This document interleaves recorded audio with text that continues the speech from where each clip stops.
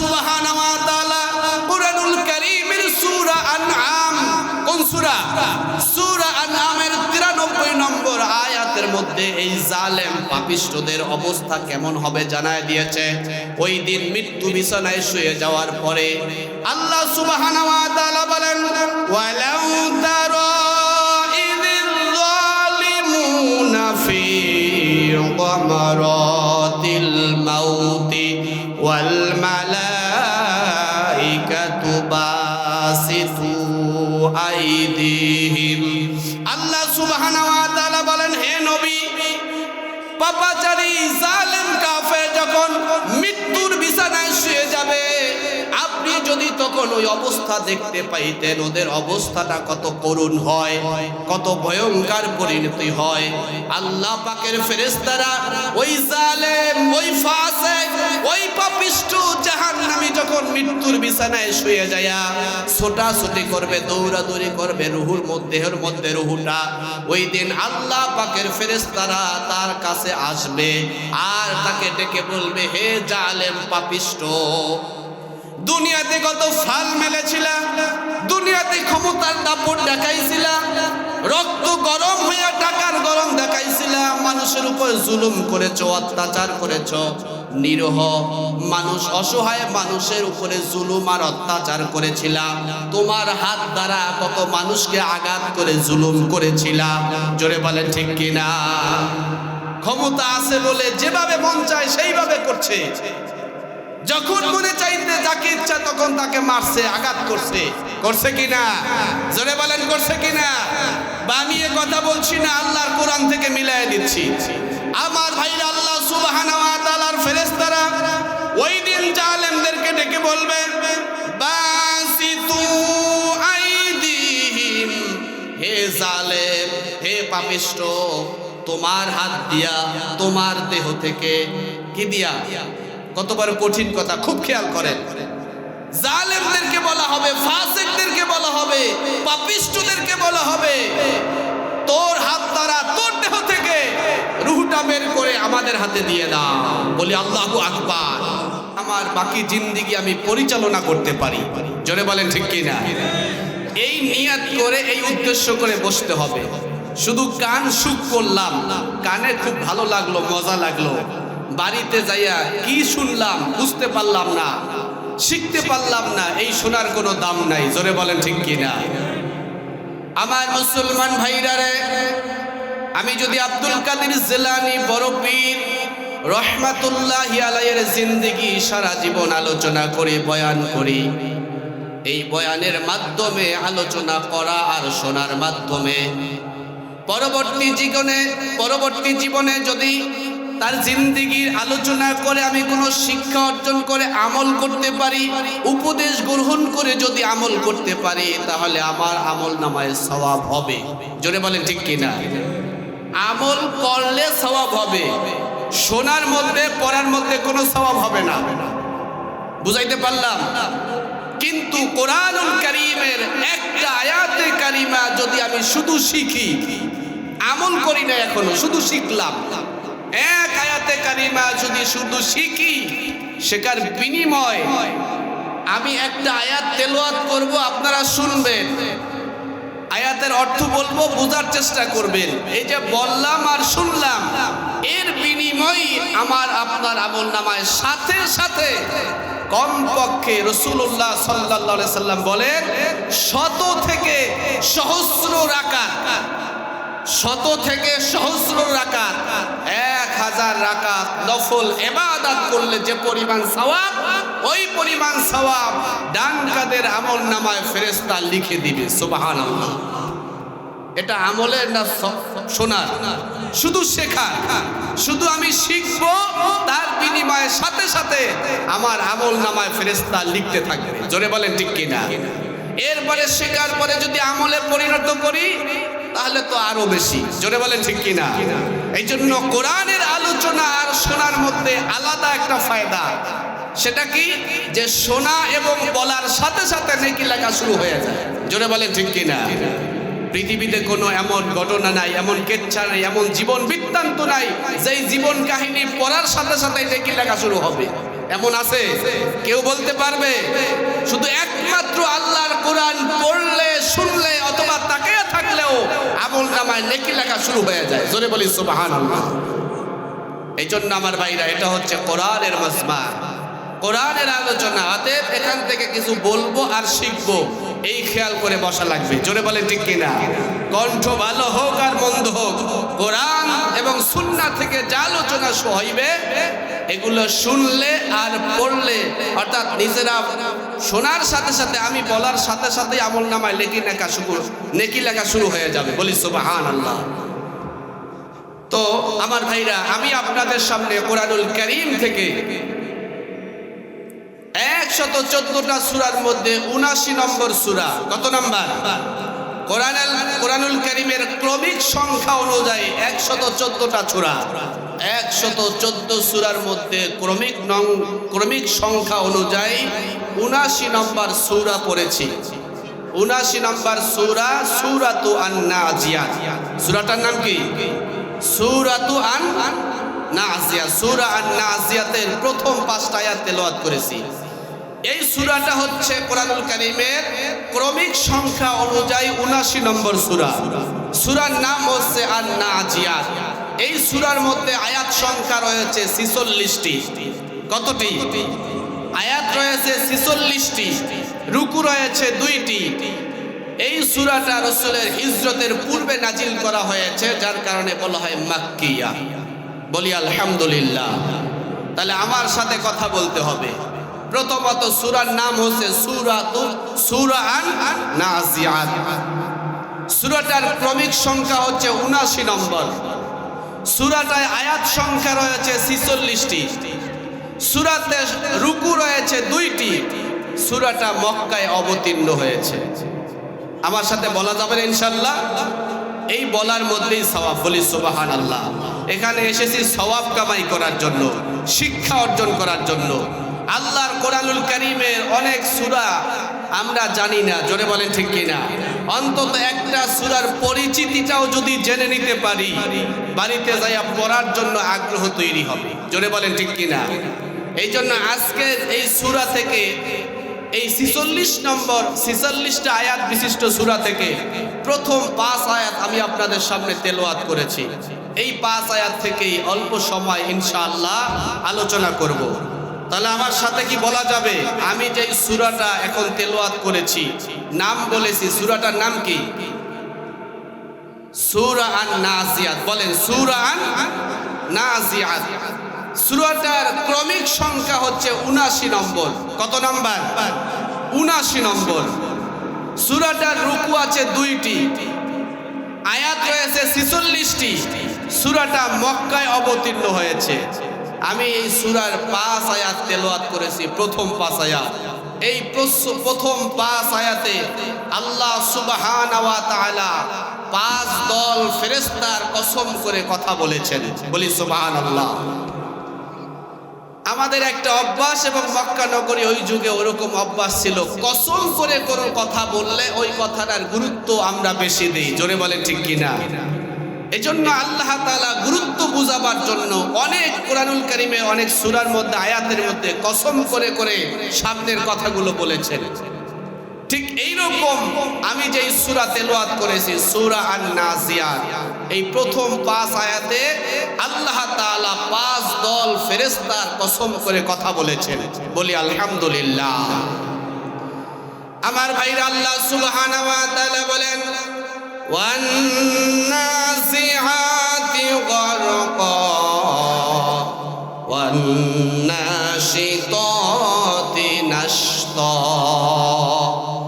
ওয়াস-সাবিহাতি সাবহা ফাস-সাবিকাতি সাবকা ফাল-মুদাব্বিরাতি আমরা। বলি আল্লাহু আকবার। আমার ভাইরা, আল্লাহ সুবহানাহু ওয়া তাআলা কোরআনুল কারীমের সূরা আন-নাজিয়াতের প্রথমে বলেছেন ওয়ান-নাসিআতি গারকা।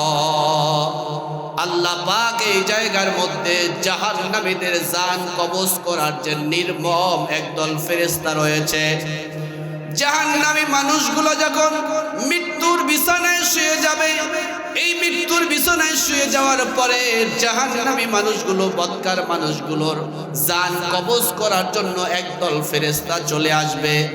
ওই একদল নির্মম, নিষ্ঠুর, কঠোর স্বভাবের এবং জাহান্নামীদের রূহ কবজ করার জন্য যে একদল ফেরেশতা দুনিয়ায় আগমন করবে, ওই একদল ফেরেশতার কসম আল্লাহ তাআলা এই আয়াতের মধ্যে করেছেন। বলি আল্লাহু আকবার।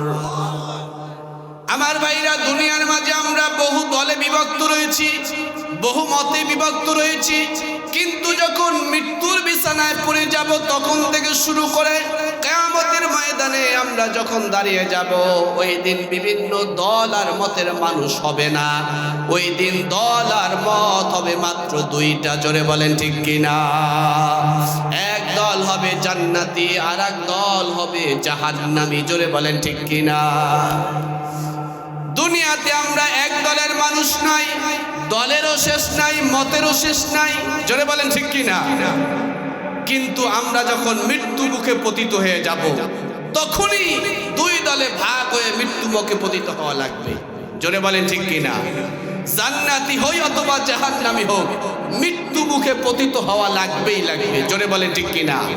মরণ থেকে কেউ আমরা বাঁচতে পারবো না। পারবো? কুল্লু নাফসিন যায়িকাতুল মাউত। আল্লাহ তাআলা জীবন দান করে যখন দুনিয়াতে একবার পাঠিয়েছে, প্রত্যেকটা জানদাল, প্রত্যেকটা প্রাণীকে অবশ্যই একদিন না একদিন মৃত্যুর সুধা পান করাই লাগবে। জোরে বলেন ঠিক কিনা? মৃত্যুকে যতই আমরা বেমালুম ভুলে থাকি না কেন, মৃত্যু আজরাইল মালাকুল মউত আমাদেরকে ভুলে থাকে না। জোরে বলেন ঠিক কিনা? হায়াতের জিন্দেগি যখন শেষ হয়ে যাবে, আল্লাহ তাআলার পক্ষ থেকে যখন সিগন্যাল চলে আসবে, নির্দেশনা চলে আসবে, 1 মিনিট আগেও হবে না, 1 মিনিট পরেও হবে না, ঠিক টাইমে আজরাইল মালাকুল মউত আমার আপনার সামনে হাজির হয়ে যাবে। জোরে বলেন ঠিক কিনা? এই যে আমার এক ভাই সাইফুল ভাই বলল যে আপনাদের এলাকার মধ্যে গত বুধবারে যিনি এই মাহফিলের উদ্যোক্তার মধ্যে অন্যতম একজন ছিল, ইয়াসিন ব্যাপারী, ঠিক কিনা? তার স্বপ্ন আর আশা ছিল মাহফিলে উপস্থিত থাকবে, বয়ান শুনবে, মাহফিলের আঞ্জাম ব্যবস্থাপনার মধ্যে শরীক থাকবে। কিন্তু আল্লাহ তাআলা তার মাহবুব বান্দাকে নিয়েছেন। জোরে বলেন ঠিক কিনা? আমরা এই মাহফিল থেকে তার জন্য দোয়া করি, আল্লাহ তাআলা তাকে জান্নাতের মেহমান বানায় নিন। বলি আমিন। মানুষ বলতেই গুনাহ করে, ভুল করে, আল্লাহ তাআলা তার বান্দার জিন্দেগীর গুনাহগুলো মাফ করে দিন। আমরা বলি আল্লাহুম্মা আমিন। আমার মুসলমান ভাইরা রে, তাহলে মৃত্যু থেকে পলায়ন করা যাবে না। মৃত্যু থেকে আমরা যতই ভুলে থাকি না কেন, মৃত্যুকে যতই দূরে মনে না করি না কেন, কিন্তু মৃত্যু আমাদের দূরে নয়। যে কোনো সময়ে, যে কোনো মুহূর্তে, যে কোনো অবস্থায় আমার আপনার সামনে মৃত্যু এসে হাজির হতে পারে। জোরে বলে ঠিক কিনা? আমার ভাইরা, আল্লাহ সুবহানাহু ওয়া তাআলা বলেন, ইন্নাল মাউতাল্লাযী তাফিররুনা মিনহু ফাইন্নাহু মুলাকীকুম। আল্লাহ পাক সূরা জুমার 8 নম্বর আয়াতের মধ্যে বলেন যে মৃত্যু থেকে তোমরা পলায়ন করতেছো, দূরে সরে যাইতেছো, তা অবশ্যই একদিন না একদিন তোমাকে গ্রাস করে বসবেই বসবে। মৃত্যু থেকে আমরা যতই দূরে সরে যাই না কেন, মৃত্যুকে যতই আমরা দূরে মনে করি না কেন, মৃত্যু থেকে যতই আমরা পলায়ন করার চেষ্টা করি না কেন, আমরা কেউ বাঁচতে পারবো না। জোরে বলেন ঠিক কিনা? একদিন অবশ্যই মৃত্যু আমার সামনে হাজির হয়ে যাবে। আমার ভাইরা, আল্লাহ সুবহানাহু ওয়া তাআলা বলেন, আইনামা তাকুনু ইউদরিকুমুল মাউতু ওয়ালাউ কুনতুম ফি বুরুজিম মুশাইয়াদা। আল্লাহ সুবহানাহু ওয়া তাআলা বলেন, তোমরা যেখানেই থাকো না কেন, যে অবস্থায় থাকো না কেন, লোহার প্রাচীর নির্মাণ করে, দুর্গ নির্মাণ করে, সেই দুর্গের মধ্যে, লোহার দুর্গের মধ্যে যদি নিজেকে গিয়ে লুকিয়ে রাখো, ওই জায়গায় গিয়েও মৃত্যু তোমাকে আক্রমণ করে বসবেই বসবে।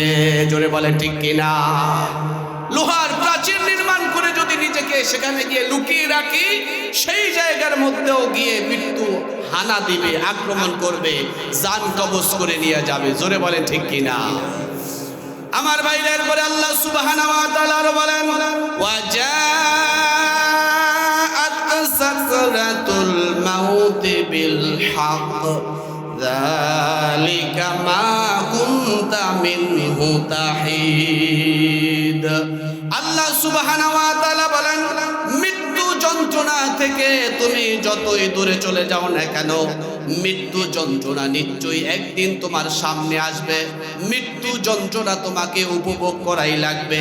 যতই তুমি তাল বাহানা করে করে দূরে চলে যাও না কেন, নির্দিষ্ট সময় নির্দিষ্ট টাইমে যেখানেই থাকো বান্দা, যে অবস্থায় থাকো না কেন বান্দা, ওই জায়গায় ওই অবস্থায় মৃত্যু তোমাকে আক্রমণ করবেই করবে। জোরে বলেন ঠিক কিনা? আমার মুসলমান ভাইরা রে, মৃত্যু তো আসবেই, কিন্তু বোঝার বিষয়, চিন্তা করার বিষয়, মৃত্যুবরণ করা থেকে আমরা কেউ বাঁচতে পারবো না।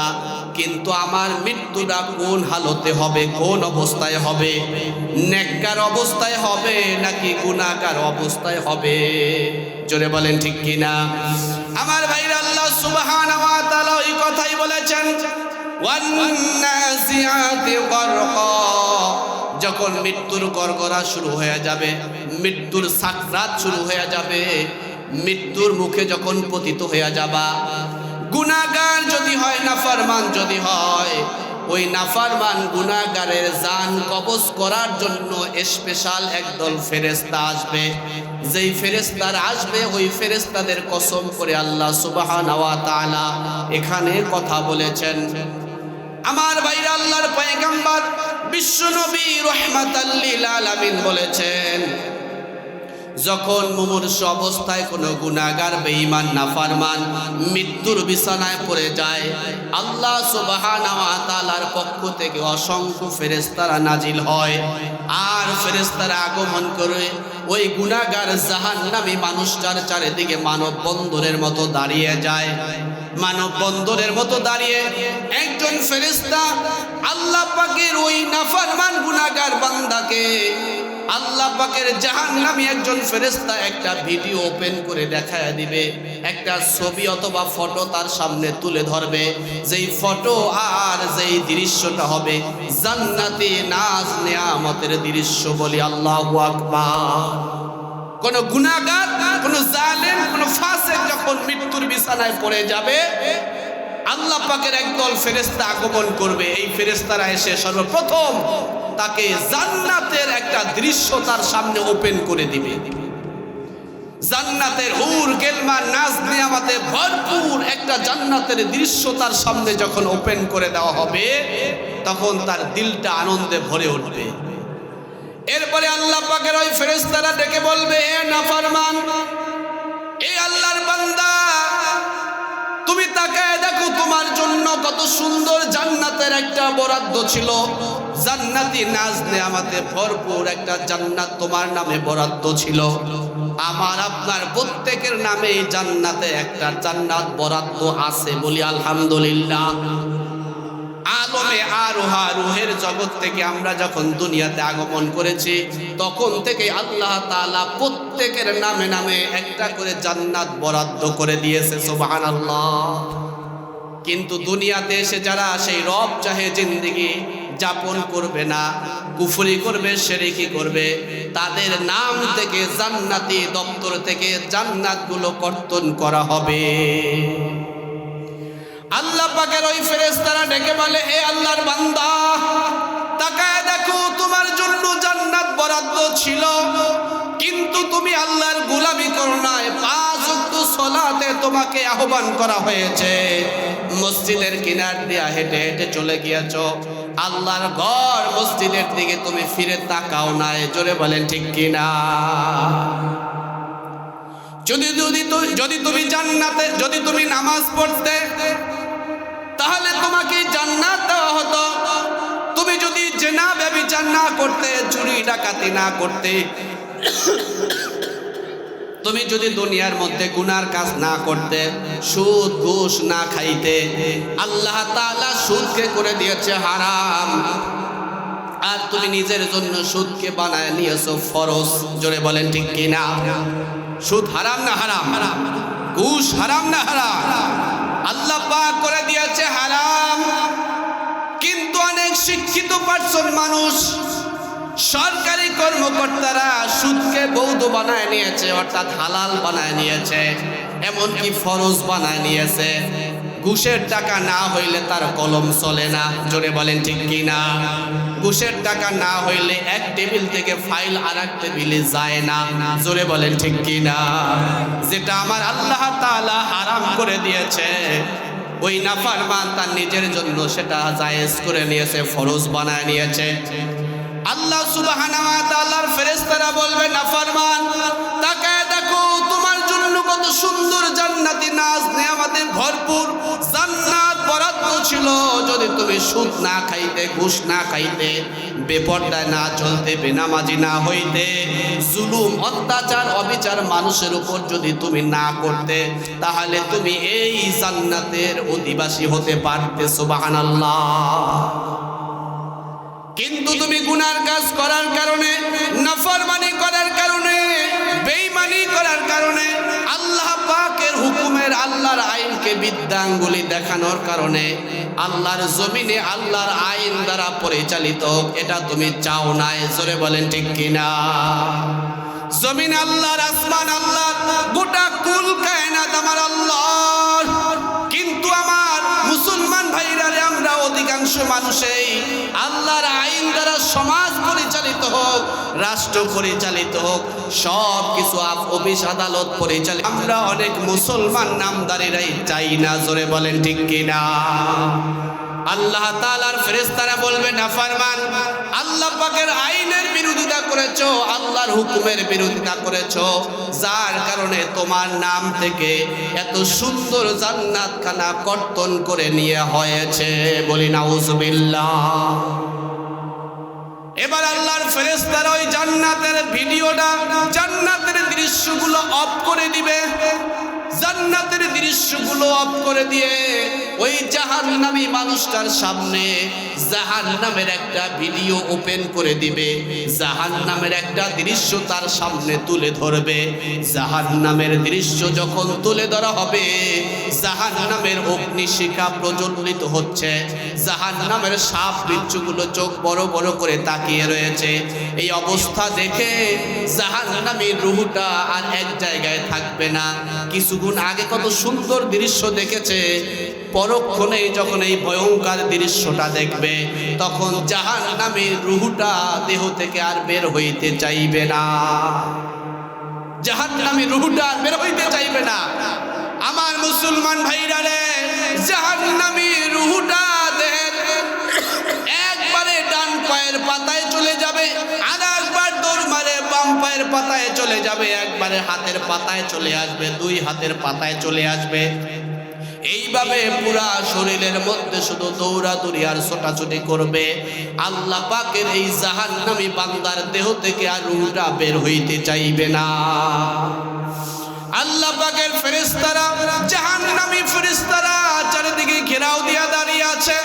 পালায়া যাবার মতো, ভাগিয়া যাবার মতো কোনো শক্তি আর সামর্থ্য ওই দিন থাকবে না। জোরে বলেন ঠিক কিনা?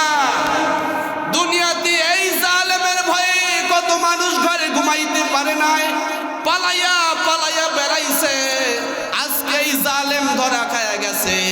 এই জালেম আজকে কেউ বাঁচাইতে পারবে না, দুনিয়ার কোনো নেতা বাঁচাইতে পারবে না, দল বাঁচাইতে পারে না। আল্লাহ পাকের এই জাহান্নামীদের ফেরেশতাদের হাত থেকে ওই দিন নাফরমান গুনাহগারকে কেউ বাঁচাইতে আসবে না। জোরে বলেন ঠিক কিনা? ইন্না বাতশা রাব্বিকা লাশাদীদ। আল্লাহ তাআলার ধরা বড় শক্ত ধরা। জোরে বলেন ঠিক কিনা? আল্লাহর হুকুমে যখন এই জালেম পাপিষ্ঠ জাহান্নামী দেহটা লাশ যখন হয় নাই, লাশ হওয়ার আগে চারিদিকে ফেরেশতারা ঘেরাও দিয়া মানব বন্দরের মতো দাঁড়ায়া যাইবে আর বলবে, হে জাহান্নামী প্রাণবায়ু, যতই ছোটাছুটি করো, যতই ভাগিয়া যাবার চেষ্টা করো, আজকে আমাদের হাত থেকে তোমাকে কেউ বাঁচাইতে পারবে না। জোরে বলেন ঠিক কিনা?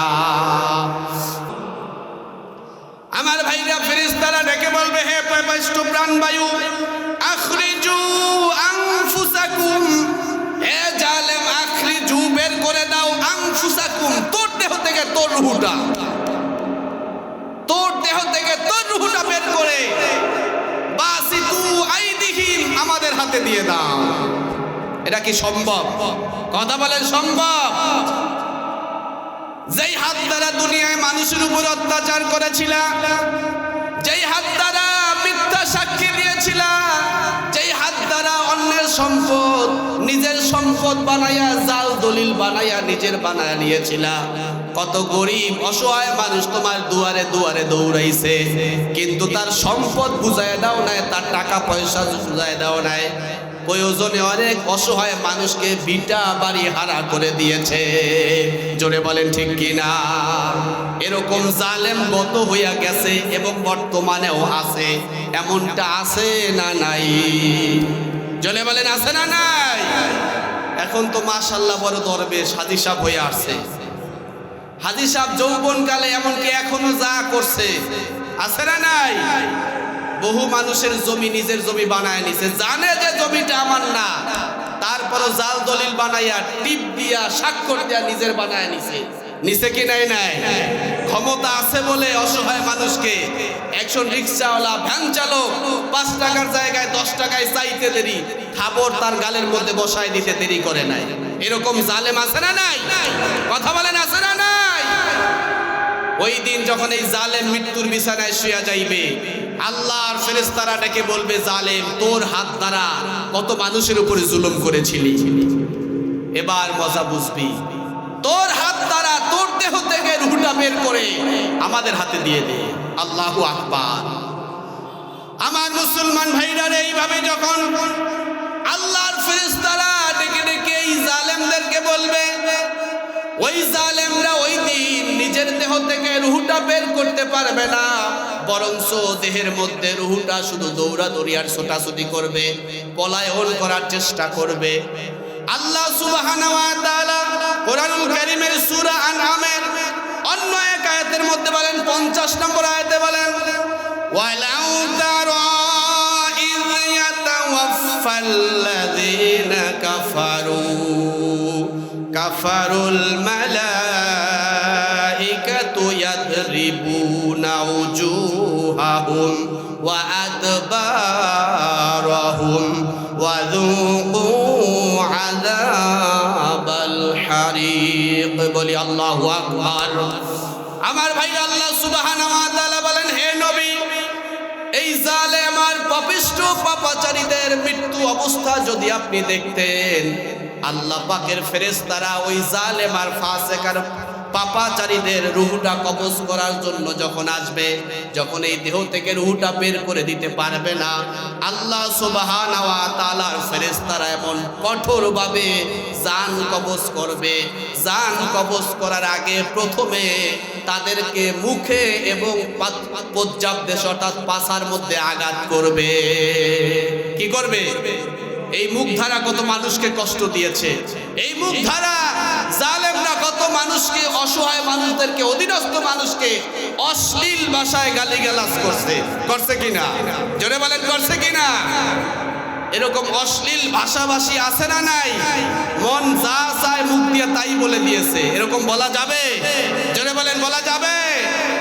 আল্লাহ পাকের ফেরেশতারা ওই দিন এই জালেম পাপিষ্ঠ পাপাচারী যারা মৃত্যুর বিছানায় শুয়ে যাবে, এদের কাছে আসবে আর তাদেরকে প্রথমত মুখে এবং পাছার মধ্যে আঘাত করবে। বলি নাউজুবিল্লাহ। আর ডেকে বলবে, ওয়াযুকু আযাবাল হারিক। এ জালেম, এ পাপিষ্ঠ, এতদিন তুমি যা গুনার কাজ করেছো তার আযাবের স্বাদ আজকে তুমি গ্রহণ করো। বলি নাউজুবিল্লাহ। এইভাবে তাদেরকে আঘাত করা হবে, আঘাতের পর আঘাত, মুখের উপরে আর পর্যাপ্ত দেশে। বলি নাউজুবিল্লাহ। আমার মুসলমান ভাইরা, এইভাবে করে করে জালেম আর কাফের যারা হবে, যখন মুখের উপরে আর পাছার উপরে আঘাত করে করে, এরপর রূহটা যখন দৌড়াদৌড়ি ছোটাছুটি করে বুকের একটা জায়গার মধ্যে লুকিয়ে পড়বে, আল্লাহর ফেরেশতা আজরাইল মালাকুল মউত জোর করে জবরদস্তি করে তার দেহ থেকে রূহটা টেনে ইসরে বের করে নিয়ে যাবে। বলি আল্লাহু আকবার। ওই কথাই আল্লাহ সুবহানাহু ওয়া তাআলা বলেছেন ওয়ান নাজিআতি গরকা, জোর করে জবরদস্তি করে তোর দেহ থেকে রূহটা ওই দিন আজরাইল মালাকুল মউত বের করে নেবে।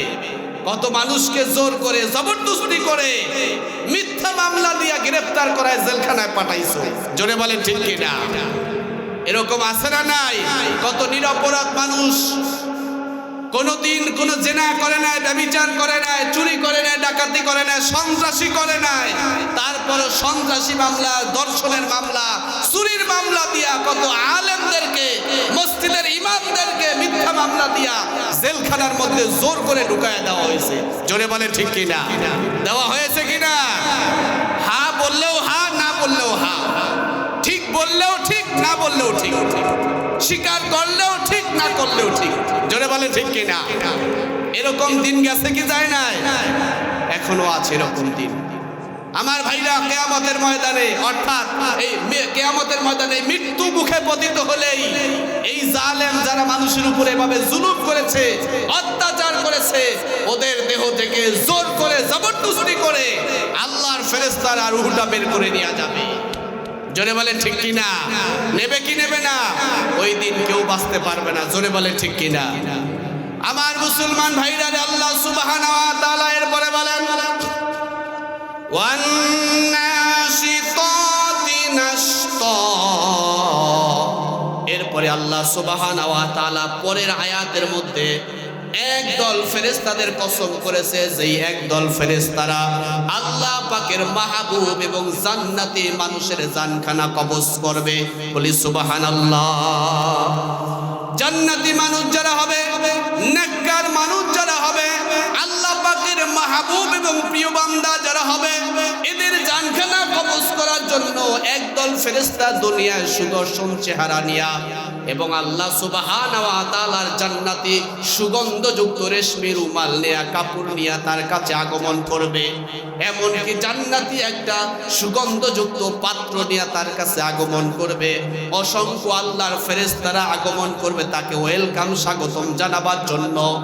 আল্লাহ পাকের ফেরেশতারা এসে প্রথমে তাকে জাহান্নামের একটা দৃশ্য দেখানো হবে, আর বলা হবে, হে আল্লাহর বান্দা, তুমি নেক কাজ করেছো, দিনের কাজ করেছো, যদি তুমি নেক কাজ না করতে, নামাজ আদায় করতে না করতে, সত্য কথা না বলতে, ন্যায় এবং ইনসাফের পথে যদি না থাকতে, তাহলে তোমাকে এরকম জাহান্নামে যাওয়া লাগবে। বলি নাউজুবিল্লাহ। এইরকম একটা জাহান্নামে তোমাকে যাওয়া লাগতো। কিন্তু তুমি ফজরের সুবহে সাদেক হয়ে গেলে, মসজিদের মিনার থেকে যখন হাইয়া আলাস সালাহ বলে ডাকা হয়েছে, আসসালাতু খায়রুম মিনান নাওম বলে যখন ডাকা হয়েছে, আরামের ঘুমকে হারাম করে দিয়ে, কম্বল এবং ল্যাপকে লাথি মেরে দিয়ে, ঠান্ডা পানি দ্বারা উঁচু করে সালাত আদায় করার জন্য, আল্লাহ পাকের কুদরতি কদমে সেজদা করার জন্য তুমি উঠে চলে এসেছো। দুনিয়ার কত মানুষ তোমাকে তুচ্ছ তাচ্ছিল্য করেছে, দুনিয়ার কারো দিকে তাকাও নাই, ইকামতে দ্বীনের কাজ করেছো, আল্লাহর জমিনে আল্লাহর দ্বীন কায়েমের জন্য চেষ্টা করেছো। কত মানুষ তোমার বিরোধিতা করেছে, কত মানুষ তোমাকে পাগল, মাতাল, জাদুকর অথবা তোমাকে জঙ্গিবাদের ট্যাগ লাগাবার চেষ্টা করেছে, জোরে বলেন ঠিক কিনা? কিন্তু তারপরেও তুমি আল্লাহ পাকের দ্বীন প্রতিষ্ঠার আন্দোলন থেকে নিজেকে পিছপা করো নাই। ও আল্লাহর বান্দা, এই জন্য আল্লাহ সুবহানাহু ওয়া তাআলা তোমার কাছ থেকে এই জাহান্নামের দৃশ্যটাকে ডিলিট করে দিল। বলি সুবহানাল্লাহ। এরপরে তার সামনে জান্নাতের একটা দৃশ্য তুলে ধরা হবে, জান্নাতের নাজ নেয়ামত পূর্ণ, জান্নাতের হুর গিলমান পূর্ণ একটা জান্নাতের দৃশ্য তার সামনে তুলে ধরা হবে। তার সামনে তুলে ধরা হওয়ার পরে আল্লাহ পাকের ওই মাহবুব বান্দার দেহ থেকে রূহটা বের হওয়ার জন্য পাগল পারা হয়ে যাবে। বলি সুবহানাল্লাহ। জান্নাতি মানুষের দেহের মধ্যে আর রূহটা থাকতে চাইবে না, আল্লাহর পয়গম্বর বিশ্ব নবী রাহমাতাল লিল আলামিন বলেছেন, জান্নাতি নেককার আল্লাহ পাকের মাহবুব বান্দাদের দেহ থেকে রূহটা এমন ভাবে বের হইয়া যাইবে যেমনি কলস ভর্তি এক পানি, কলস ভর্তি এক কলস পানি থেকে কাট করলে যেভাবে বিনা বাধায় পানি অনাশায় গড়াইয়া পড়ে যায়, ঠিক তেমনি ভাবে নেককার জান্নাতি মানুষের দেহ থেকে রূহটা বিনা কষ্টে বের হইয়া যাবে বলে সুবহানাল্লাহ।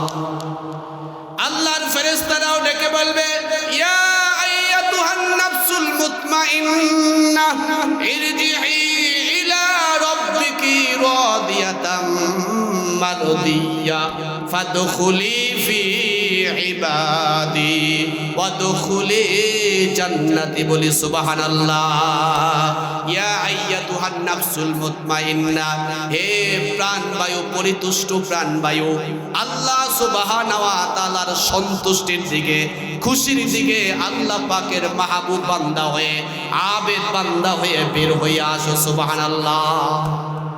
বের হয়ে আসো, ওয়াদখুলি জান্নাতি, এবং আল্লাহ সুবহানাহু ওয়া তাআলার জান্নাতের মধ্যে প্রবেশ করো সুবহানাল্লাহ।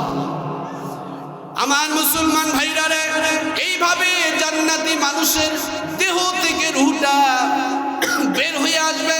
আল্লাহ সুবহানাহু ওয়া তাআলা অন্য আয়াতের মধ্যেও বলে দিয়েছেন, ইন্নাল্লাযীনা ক্বালু রাব্বুনাল্লাহ সুম্মা ইসতাকামু তাতানাজ্জালু আলাইহিমুল মালায়েকা আল্লা তাখাফু ওয়া লা তাহজানু ওয়া আবশিরু বিল জান্নাতিল্লাতী কুনতুম তুআদুন। বলি আল্লাহু আকবার। আল্লাহ তাআলা বলেন, ইন্নাল্লাযীনা ক্বালু রাব্বুনাল্লাহ সুম্মা ইসতাকামু তাতানাজ্জালু আলাইহিমুল মালায়েকা। আল্লাহ তাআলা বলেন, নিশ্চয়ই যারা বলবে আমার রব আল্লাহ, আমাদের রবকে, জোরে বলেন আমাদের রবকে। আল্লাহ সুবহানাহু ওয়া তাআলা বলেন, ইন্নাল্লাযীনা ক্বালু রাব্বুনাল্লাহ, যারা বলবে নিশ্চয়ই আমার রব হচ্ছে আল্লাহ, সুম্মা ইসতাকামু, এবং এই কথার উপরে যারা অটল আর অবিচল থাকবে, অর্থাৎ আল্লাহর হুকুম রাসূলের সুন্নাত তরিকা মোতাবেক যারা জীবনটা পরিচালনা করে মৃত্যুর বিছানায় শুয়ে যাবে বলি সুবহানাল্লাহ। এমন অবস্থায় আল্লাহ পাকের রহমতের ফেরেশতারা, জান্নাতি ফেরেশতারা আগমন করবে, সুদর্শন চেহারা বিশিষ্ট। এরা এসে ডাইকা তাকে অভয়বাণী শুনাইবে, আল্লাহ তাখাফু ওয়ালা তাহজানু, ও আল্লাহর বান্দা, একটু আগে তুমি যেই জাহান্নামের দৃশ্য দেখে ভয় পেয়েছিলা, ও আল্লাহর বান্দা তুমি ভয় পাইও না, চিন্তিত হইও না বলি সুবহানাল্লাহ। আল্লাহ তাখাফু ওয়ালা তাহজানু ওয়া আবশিরু বিল জান্নাতিল্লাতী কুনতুম তুআদুন। ও আল্লাহর বান্দা তুমি ভয় পাইও না, চিন্তিত হইও না, তোমার কোনো ভয় নাই, চিন্তা নাই, ওই যে তাকায়া দেখো তোমার জন্য জান্নাত বরাদ্দ আছে বলি সুবহানাল্লাহ। এইভাবে অভয়বাণী শুনিয়ে আরামের সাথে, আসানের সাথে, আরামদায়ক ভাবে জান্নাতি মানুষের দেহ থেকে রূহটা বের হয়ে যাবে বলি সুবহানাল্লাহ। আমার ভাইরা, এরকম জীবন আমরা চাই কি চাই না? যে আরামের সাথে, আসানের সাথে, বিনা কষ্টে আমার দেহ থেকে রূহটা বের হয়ে যাক, এটা আমরা চাই কি চাই না? কারা কারা চাই? দুইটা হাত আল্লাহকে দেখায় দেই, হাত নামাই। যদি আমরা চাই যে আল্লাহ আমাদের দেহ থেকে এভাবে রূহটা বের হোক, তাহলে আল্লাহর হুকুম রাসূলের তরিকা মোতাবেক চলা লাগবে। জোরে বলেন ঠিক কিনা? আমার ভাইরা, 3 নম্বর আয়াতে আল্লাহ সুবহানাহু ওয়া তাআলা বলেন, ওয়াস-সাবিহাতি সাবহা। এই নেককার, এই জান্নাতি মানুষের দেহ থেকে জান্নাতি ফেরেশতারা জান্নাতি রেশমি রুমাল সুগন্ধযুক্ত কাপড়ের মধ্যে তার রূহটা নিবে, এরপরে জান্নাতি পাত্রের মধ্যে নিবে।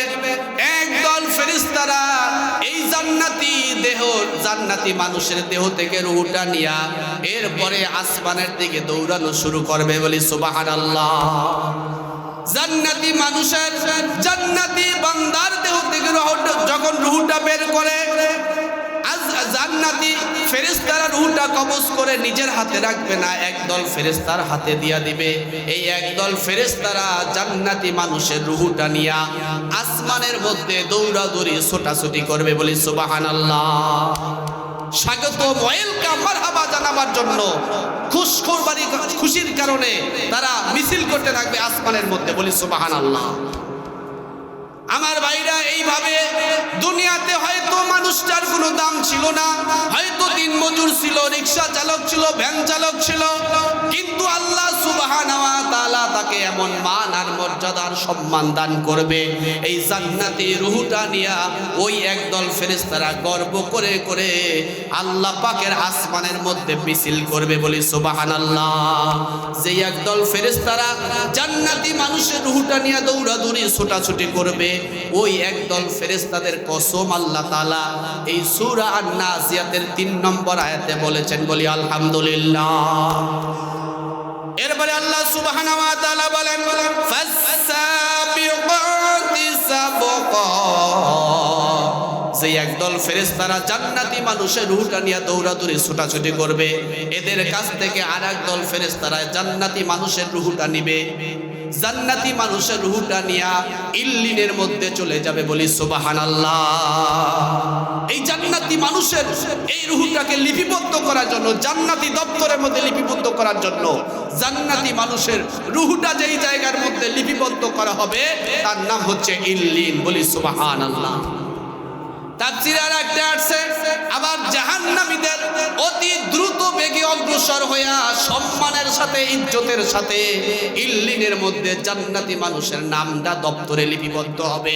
আর একদল, ওই একদল মানুষের আর এক ভাগ ফেরেশতারা জাহান্নামীদের রূহটাকেও ঘৃণার সাথে, অপমান অপদস্থের সাথে দ্রুত বেগে সিজ্জিনের মধ্যে নিয়ে লিপিবদ্ধ করবে, বলি নাউজুবিল্লাহ। জান্নাতি মানুষের রূহ কোথায় যাবে? ইল্লিনে। আর জাহান্নামীদের রূহ কোথায় যাবে? সিজ্জিনের মধ্যে। আমার ভাইরা, এরপরে আল্লাহ সুবহানাহু ওয়া তাআলা বলেন, ফাল মুদাব্বিরাতি আমরা। আল্লাহ সুবহানাহু ওয়া তাআলা এরপরে বলেন, আর একদল ফেরেশতারা উভয় কর্ম সম্পাদন করবে, বলি সুবহানাল্লাহ। উভয় কর্ম মানে, এরপরে যখন এই লাশটা কবরের মধ্যে দেওয়া হবে, এই কবরের মধ্যে দুইটা ব্যবস্থাপনা করার জন্য একদল ফেরেশতা নিযুক্ত থাকবে। ওই একদল ফেরেশতার কসম আল্লাহ তাআলা কোরআনুল কারীমের সূরা আন-নাজিয়াতের ৫ম আয়াতের মধ্যে বলেছেন। একদল ফেরেশতারা জান্নাতি মানুষের জন্য কবরের মধ্যে জান্নাতি ব্যবস্থাপনার আয়োজন করবে, বলি সুবহানাল্লাহ। একদল মানুষ জান্নাতি ব্যবস্থাপনা করবে। আল্লাহর পয়গম্বর বিশ্বনবী রাহমাতাল লিল আলামিন বলেছেন, কোন মানুষ মৃত্যুবরণ করলে, কবরস্থ করলে, কবরটা তাদের জন্য দুইটা অংশ হয়ে যাবে, হয়তো জান্নাতি নয়তো জাহান্নামী। কারো কারো জন্য কবরটা হয়ে যাইবে একটা জান্নাতের বিছানা, জান্নাতের বাগান। আবার কোন কোন নাফরমান গুনাহগার বেঈমানের জন্য কবরটা হয়ে যাইবে একটা জাহান্নামের কুয়া। এক ভাগ ফেরেশতারা, যেই দুই ভাগ ফেরেশতারা, অর্থাৎ একদল ফেরেশতারাই কেউ জান্নাতি ব্যবস্থাপনা করবে জান্নাতি মানুষের জন্য, আর এক ভাগ জাহান্নামী মানুষের জন্য জাহান্নামী ব্যবস্থাপনা করবে, বলি নাউজুবিল্লাহ। এইরকম একদল ফেরেশতার কসম আল্লাহ তাআলা সূরা নাজিয়াতের ৫ম নম্বর আয়াতে করেছে। এই জন্য আমার ভাইরা, আমরা কি জান্নাতি মৃত্যু চাই না জাহান্নামী মৃত্যু চাই? আমরা সবাই জান্নাতি মৃত্যু চাই, জোরে বলেন ঠিক কিনা? জান্নাতি মৃত্যু চাই কি চাই না? এরকম আসানের সাথে, আরামের সাথে ইল্লিনের মধ্যে আমাদের নামগুলো লিপিবদ্ধ হোক। জান্নাতি আমাদের কবরস্থানগুলো, আমাদের ঘর কবরটা জান্নাতের বাগিচা হোক। এটা আমরা চাই কি চাই না? জোরে বলেন চাই কি চাই না? চাইতে হলো ওই যে ক্বালু রব্বুনাল্লাহ। যদি বলে থাকি আমার রব আল্লাহ, আলমে আরোহা রূহের জগতেও আমরা স্বীকৃতি দিয়ে আসছি। আল্লাহ পাক যখন প্রশ্ন করেছিল আমি কি তোমাদের রব নহি, তখন আমরা বলেছিলাম কি ক্বালু বালা, অবশ্যই আপনি আমার রব। জোরে বলেন ঠিক কিনা? দুনিয়াতে আসার পরেও আমাদের প্রথমত যখন দুনিয়াতে ভূমিষ্ঠ হয়েছি, তখনও আমাদের ডান কানে বাম কানে প্রথম শোনানো হয়েছে আল্লাহু আকবার। জোরে বলেন ঠিক কিনা? সেই রবের আওয়াজ আমাদের কানে শোনানো হয়েছে। মক্তবে পড়েছি, নামাজে পড়েছি, করেছি সর্বপ্রথমই যা শিখেছি আলহামদুলিল্লাহি রাব্বিল আলামিন। আলমে আরোহার জগতে রবের পরিচয় দেওয়া হয়েছে, স্বীকৃতি নেওয়া হয়েছে। দুনিয়ার জিন্দেগিতেও আমাদেরকে রবের বৈশিষ্ট্য, রবের পরিচয় দেওয়া হয়েছে। জোরে বলে ঠিক কিনা? বারবার আমাদের মুখ দ্বারা উচ্চারিত হয়েছে আলহামদুলিল্লাহি রাব্বিল আলামিন। আর কবরস্থ যখন হয়ে যাব, সর্বপ্রথম ফেরেশতারা আমাদেরকে প্রশ্ন করবে মান রব্বুকা, তোমার রবকে। জোরে বলে ঠিক কিনা?